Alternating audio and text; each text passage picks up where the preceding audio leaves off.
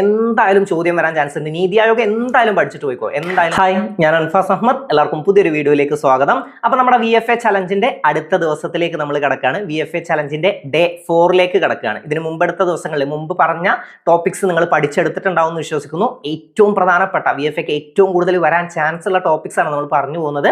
അത് നിങ്ങൾ മനസ്സിലാക്കി എടുത്തിട്ടുണ്ടാവും എന്ന് വിശ്വസിക്കുന്നു. അപ്പോൾ ഇന്നത്തെ പ്രധാനപ്പെട്ട ഹോട്ട് ടോപ്പിക്സ് ഏതൊക്കെയാണെന്ന് നമുക്ക് നോക്കാം.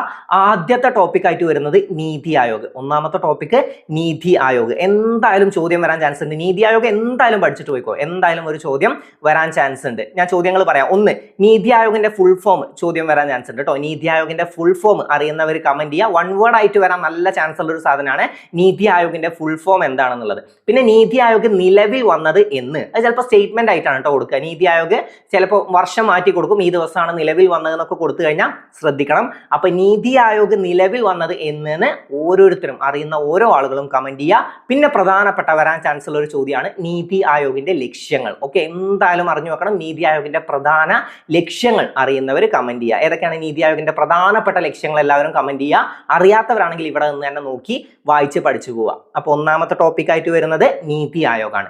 ഇനി രണ്ടാമത്തെ ടോപ്പിക് ആയിട്ട് വരുന്നത് ഉപദ്വീപീയ നദികളാണ്. എന്തായാലും ചോദ്യം വരും. അതായത് ജോഗ്രഫി ഭാഗത്തു നിന്നും നല്ല ചാൻസ് ഉള്ള ഒരു ചോദ്യമാണ് അല്ലെ. ഉപദ്വീപീയ നദികളുടെ ഭാഗത്തു നിന്നും എന്തായാലും ഒരു ചോദ്യം പ്രതീക്ഷിക്കുക. ഉപദ്വീപീയ നദികളിലെ ഏറ്റവും വലിയ നദി ഏതാ?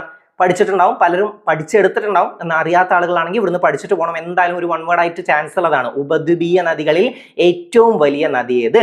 പിന്നെ അറിയുന്നവർ കമന്റ് ചെയ്യുക. കൃഷ്ണ നദിയുടെ പോഷക നദികൾ ഏതെല്ലാം? കൃഷ്ണ നദിയുടെ പോഷക നദികൾ ഏതെല്ലാം എന്ന് അറിയുന്നവർ അതും കമന്റ് ചെയ്യുക. അറിയാത്തവര് ഇവിടെ നിന്ന് തന്നെ പഠിച്ചു പോവുക. പിന്നെ കഴിഞ്ഞ ദിവസത്തിൽ നമ്മൾ പറഞ്ഞിട്ടുണ്ടായിരുന്നു ബാക്ടീരിയ, വൈറസ്, ഫംഗസ് രോഗങ്ങൾ. അത് ഏതൊക്കെയാണ് ബാക്ടീരിയ രോഗങ്ങൾ, ഏതൊക്കെയാണ് വൈറസ് രോഗങ്ങൾ എന്നുള്ളതാണ്. അപ്പോൾ ഇന്ന് നിങ്ങൾ കമന്റ് ചെയ്യേണ്ടത് ഏതൊക്കെ ബാക്ടീരിയ, ഉദാഹരണത്തിന് റൈനോ വൈറസ് അങ്ങനെയൊക്കെ നമ്മൾ പഠിച്ചിട്ടുണ്ട് അല്ലേ.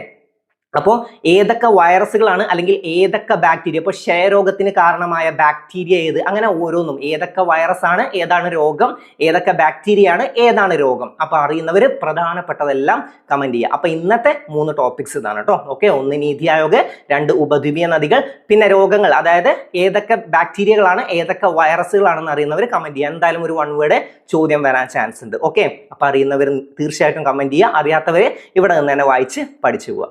Thank you.